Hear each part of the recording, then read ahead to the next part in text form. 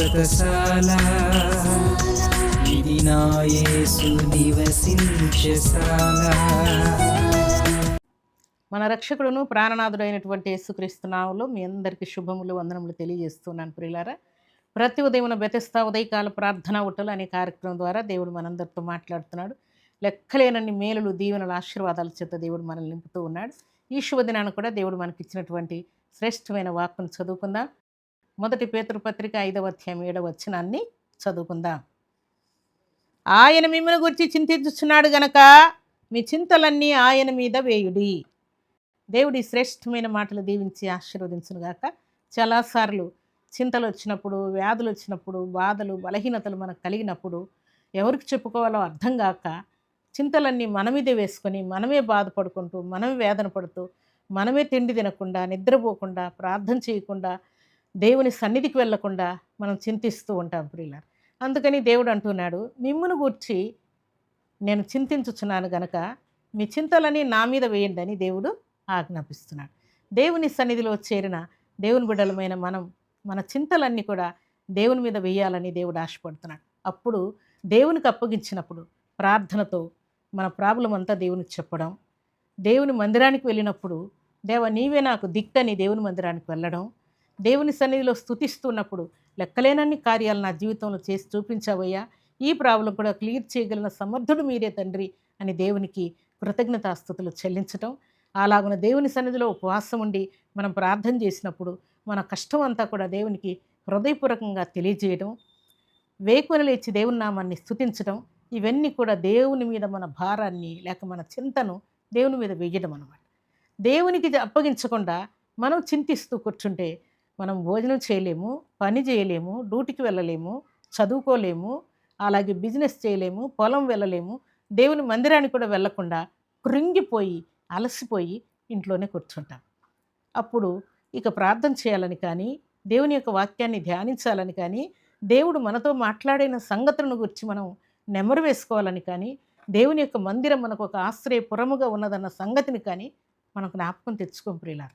అందుకనే దేవుడు మీరు కృంగిపోక అలసిపోక నా సన్నిధిలో మీ చింతలన్నీ కూడా నా మీద వేసి ప్రశాంతంగా ఉండమని దేవుడు ఆజ్ఞాపిస్తున్నాడు.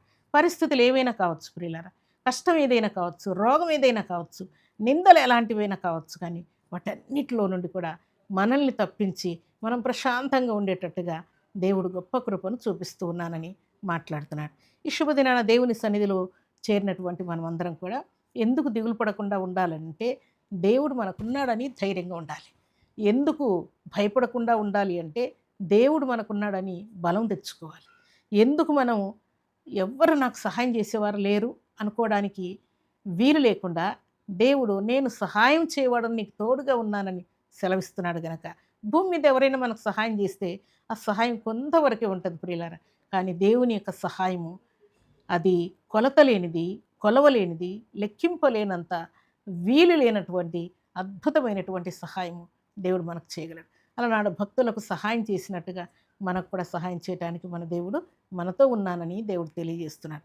ఈ శుభదినాన దేవుని సన్నిధిలో చేరిన మన జీవితాల్లో ఎలాంటి చింతలతో నువ్వు కృంగి ఉన్నావు, రోగంతో కృంగి ఉన్నావు, నిరాశతో కృంగి ఉన్నావు, లేక వివాహం కాలేదని బిడ్డలు లేరని కృంగి ఉన్నావు, ఏ విషయంలో నువ్వు కృంగి ఉన్నా సరే నిశ్చయముగా దేవుడు నీ చింతలన్నీ తీర్చి నీకు సహాయం చేసి నీకు ధైర్యం ఇచ్చి నీకు సంపూర్ణ ఆరోగ్యం ఇచ్చి అన్ని విషయాల్లో దేవుని కొరకు బలమైన సాక్షిగా నిలిచి ఉండడానికి గొప్ప కృపను దేవుడు చూపించబోతున్నానని ఈ శుభదినాన దేవుడు మాట్లాడుతున్నాడు. కాబట్టి దేవుడి శుభదినాన్ని నిన్ను చింతించొద్దని, దిగులు పడొద్దని, భయపడొద్దని, నేను నీకు సహాయం చేస్తానని దేవుడు మాట్లాడుతూ ఉండగా సంతోషంగా ఉండాలని, ధైర్యంగా ఉండాలని, ఆనందంతో ఉండాలని, ఆరోగ్యంగా ఉండాలని, నిత్యము దేవుని యొక్క కార్యాలను జ్ఞాపకం చేసుకుంటూ దేవుని కొరకు బలమైన సాక్షులంగా మనం ఉండాలని పరిశుద్ధాత్మ దేవుడు కోరుకుంటూ ఉన్నాడు.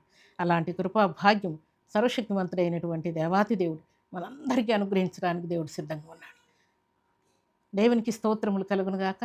దేవుని సన్నిధిలో చేరిన మనమందరం కూడా మన చింతలని దేవుని మీద వేసి దేవుని కొరకు బలమైన సాక్షులముగా నిలిచి ఉండాలని పరిశుద్ధాత్మ దేవుడు కోరుకుంటూ ఉన్నాడు.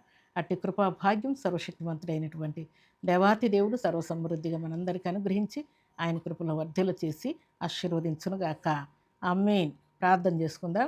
భూమి ఆకాశములను కలుగు చేసిన మా తండ్రి మీకు స్తోత్రాలు.